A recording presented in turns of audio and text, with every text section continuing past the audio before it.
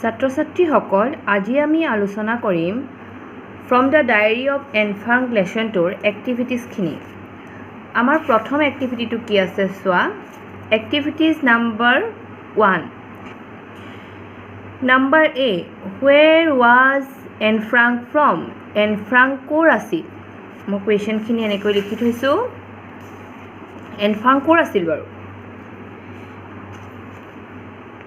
N Frank was from Netherland. Anne Frank নেডাৰলেণ্ডৰ আছিল। Actually N ফ্ৰাংকৰ জন্ম হৈছিলে জাৰ্মানীত জন্ম হৈছিলে, কিন্তু হিটলাৰৰ যিখিনি শোষণমূলক নীতি আছিল তাৰ বাবে এন ফ্ৰাংকৰ দেউতাকে জাৰ্মান এৰি পৰিয়ালটো নেডাৰলেণ্ডলৈ লৈ আহিছিল। কিন্তু দ্বিতীয় বিশ্বযুদ্ধ আৰম্ভ হোৱাৰ পাছত যেতিয়া জাৰ্মানীয়ে নেডাৰলেণ্ড দখল কৰিছিল তাৰ পাছত এন ফ্ৰাংকৰ পৰিয়ালটো লুকাই থাকিব লগা হৈছিল। Question number B. How has the voice of Anne Frank reached out across continents and generation?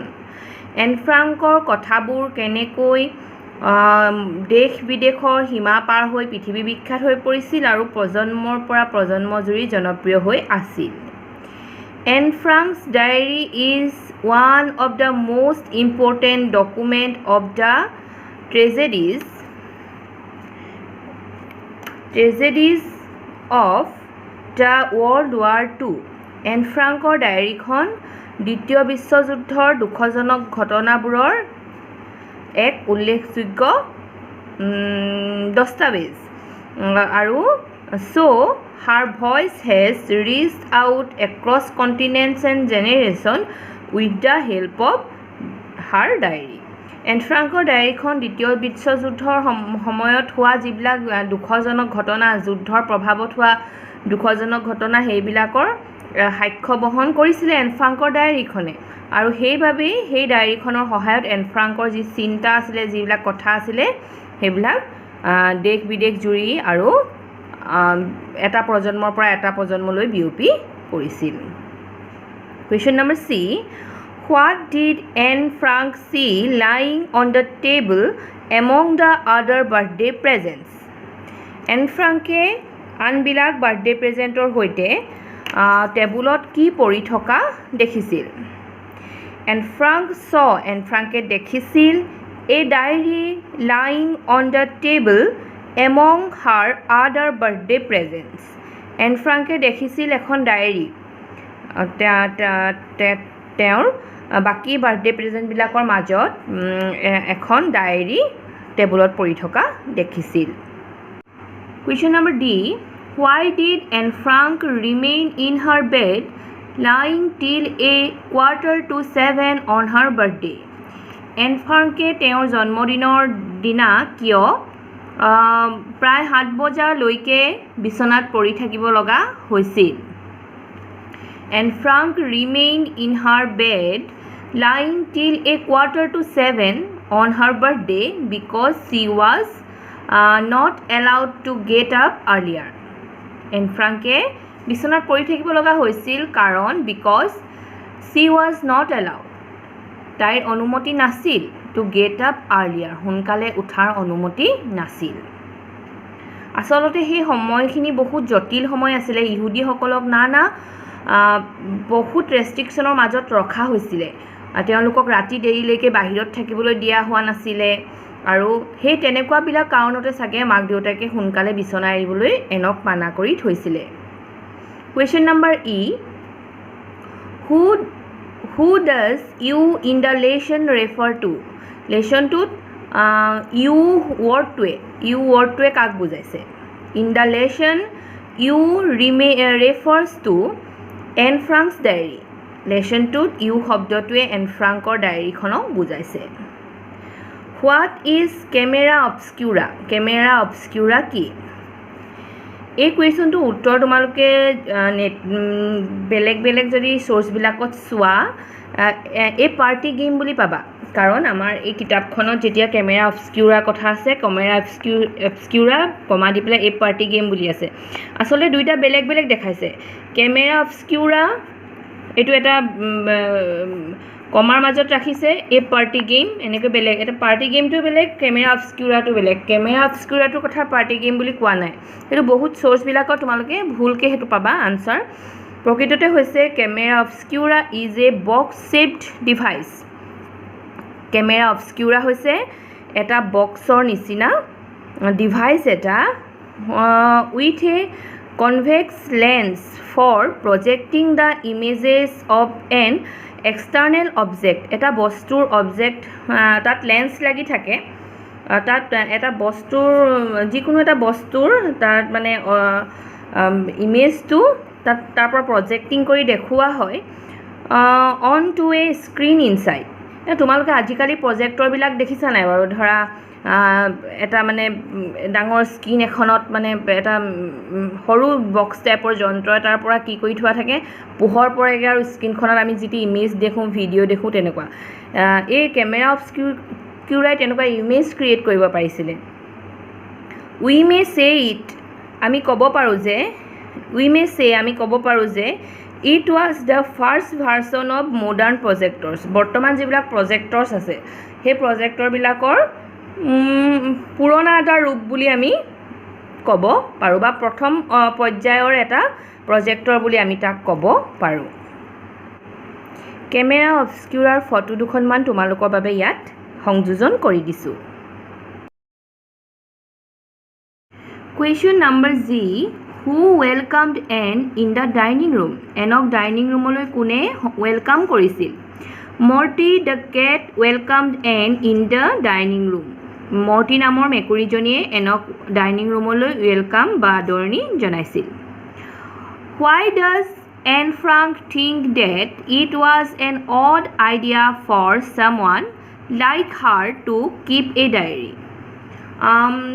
এনে কিয় ভাবিছিল why does Anne Frank think এনে কিয় ভাবে যে তাইৰ দৰে এজনী ছোৱালীয়ে ডায়েৰী ৰখাটো এটা অড আইডিয়া অসজা কথা বুলি কিয় ভাবে আনচাৰ বিকজ চি থিংছ কাৰণ তাই ভাবে that nobody will be interested in the unbosoming of a 13 years old school girl তাই ভাবে যে কোনো ইণ্টাৰেষ্টেড নহ'ব যে এজনী 13 বছৰীয়া স্কুলীয়া ছোৱালীয়ে কিনো প্ৰকাশ কৰে মনৰ ভাৱ আনবজমিং মানে প্ৰকাশ কৰা কিনো মনৰ ভাৱ প্ৰকাশ কৰে তাক জানিবলৈ nobody will be interested কোনো ইণ্টাৰেষ্টেড নহ'ব বুলি তাই ভাবে কাৰো আগ্ৰহ নাথাকিব বুলি তাই ভাবে Question number I. How does Anne Frank describe her feelings in one of her slightly melancholy days? এনে এটা আমন জীৱন লগা দিনত তাইৰ অনুভৱখিনি কেনেকুৱা বুলি ব্যক্ত কৰিছে In her slightly melancholy days এটা আমন জীৱন লগা আমন বিৰক্তিকৰ এটা দিনত Anne was feeling too bored এনে এনৰ বৰ আমনি লাগিছিল বৰ বিৰক্ত অনুভৱ কৰিছিল এনে and then she remembered a saying that paper is more patient than man আৰু তেনেকুৱাতে she remembered তাইৰ মনলৈ আহিছিল a saying that এটা মানে saying মানে হৈছে এটা কথা এটা পুৰণি আগৰ পৰা চলি অহা এটা কথা তাই মনলৈ আহিছিল paper is more patient than man পেপাৰৰ মানুহতকৈ বেছি ধৈৰ্য আছে সেই কথাষাৰ মনলৈ আহিছিল সি could write everything in the diary